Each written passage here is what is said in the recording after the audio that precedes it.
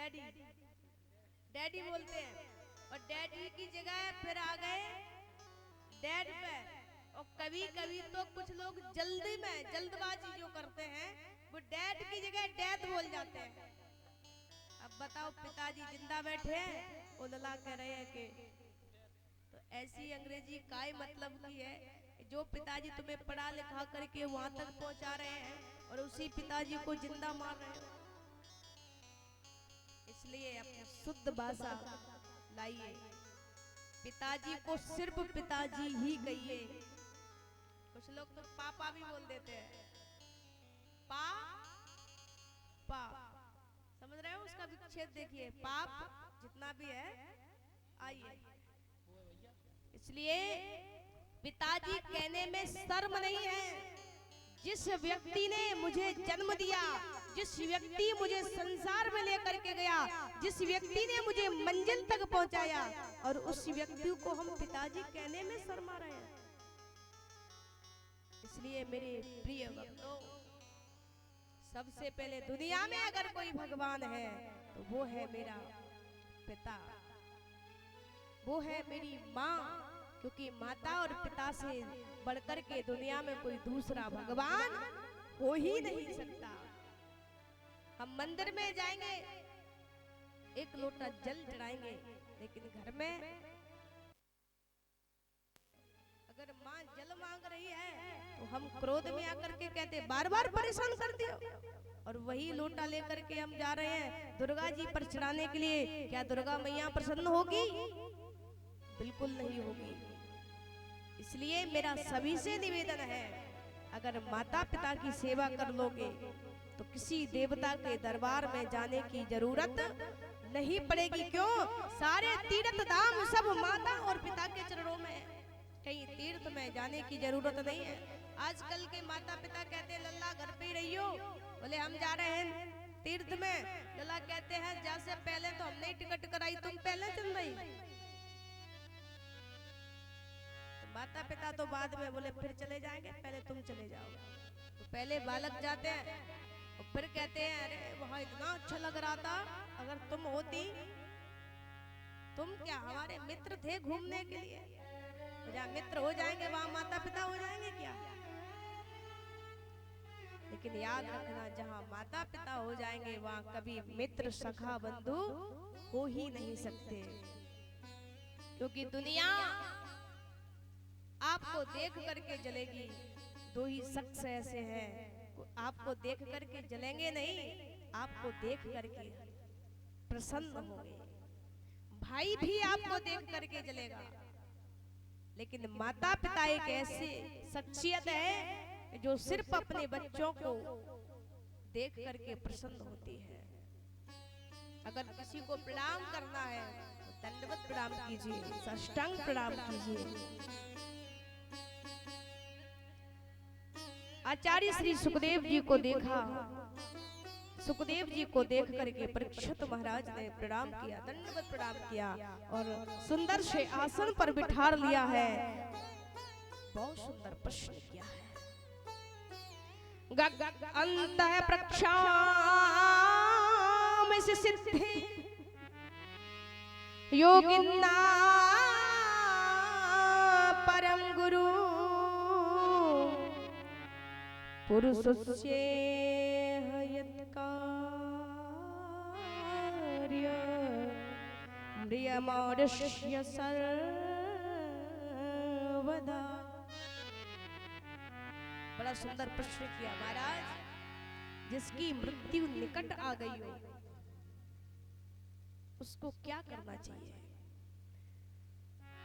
तो द्वितीय स्कंद में प्रवेश करते हैं। द्वितीय स्कंद में सुखदेव महाराज ने कहा, महाराज आपने अपने लिए नहीं, आपने पूरे समाज के कल्याण के लिए प्रश्न किया है। पहली बात तो मृत्यु किसी को पता नहीं चलती है कि आती कब है, क्योंकि एक घड़ी नहीं लगती जब मृत्यु आती है, ले जाती है। तो मृत्यु का पता नहीं चलता है कि कब आएगी और कब ले गई। इसलिए हमें मृत्यु का इंतजार नहीं करना चाहिए। बोले फिर करना क्या चाहिए? क्योंकि जीव को इन 7 दिन में ही मरना होता है। 7 दिन में जन्म लेगा, 7 दिन में कर्म करेगा और 7 दिन में ही चला जाएगा। तो बहुत सुंदर बात की।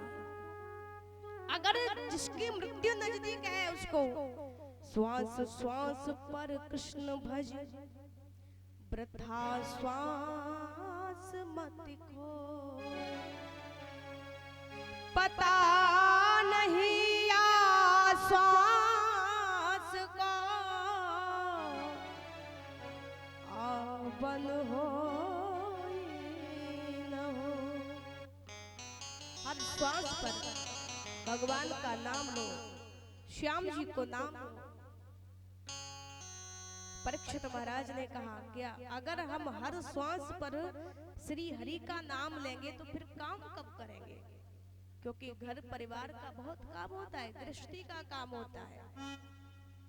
तो बाबा गोस्वामी तुलसीदास जी ने तर्क दिया, काम कुछ भी करते रहो, कर से कर्म करो विधि नाना, मन राखो जहाँ कृपा निधाना।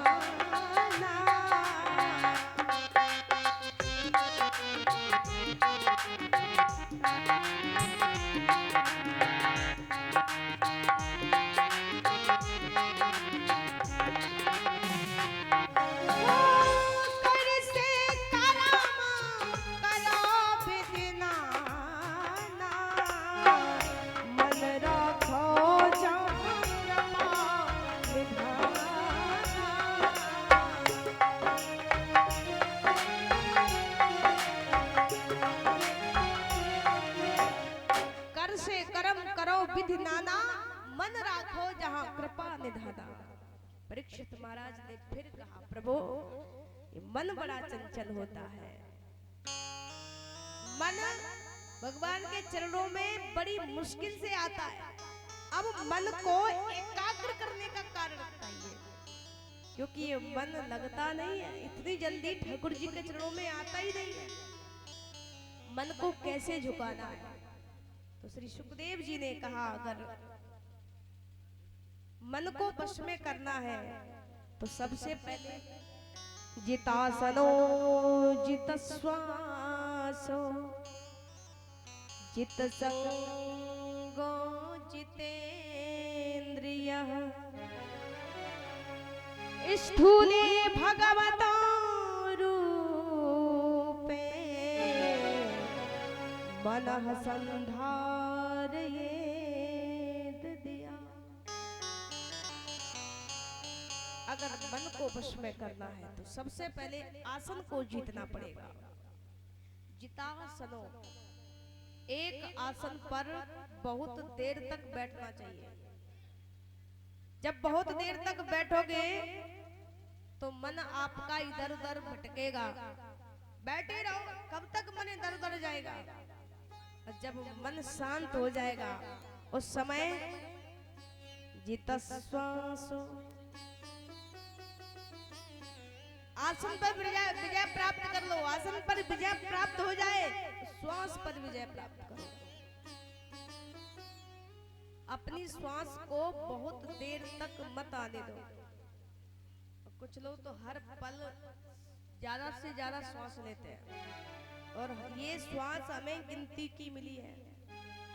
हम जितनी श्वास लेंगे, जितनी जल्दी जल्दी श्वास लेंगे, उतना ही समय नजदीक आता जाएगा।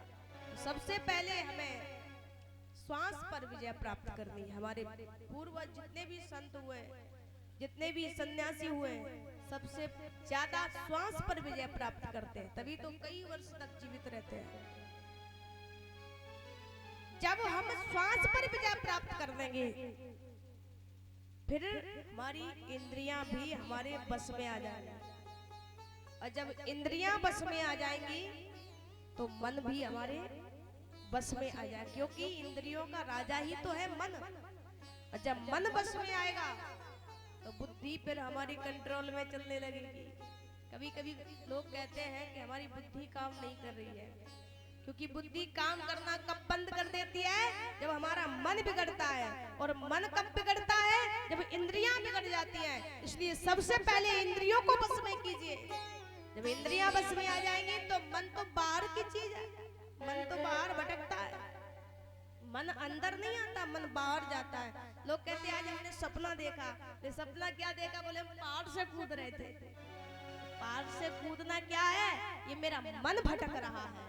अब मन को बस में कैसे लाना है, अगर मन को बस में लाना है तो हमें सबसे पहले आसन को जीतना होगा।